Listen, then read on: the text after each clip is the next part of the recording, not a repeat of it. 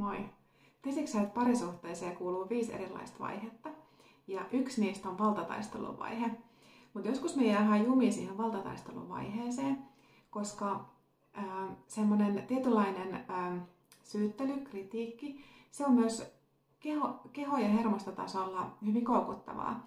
Se tuottaa adrenaliinia, kun me päästään periaatteessa kamppailemaan kumppanin kanssa ja näkemään vikaa myös hänessä tai meissä itsessämme. Ja sillä tavalla se on myös aivokemiallisesti koukuttavaa. No toinen tapa, millä se on koukuttavaa, niin on hermosto, koska meidän hermosto reagoi koko ajan siihen toisen hermostoon. Ja meidän ajatukset ei ehdi siihen väliin, kun meidän hermosto on tehnyt jo tulkintoja ja tuottanut tunteita. Ja tähän liittyy ei vain ne meidän tämän parisuhteen kokemukset, vaan myös kaikki se aikaisempi emotionaalinen trauma, mitä meillä on kertynyt meidän elämän aikana.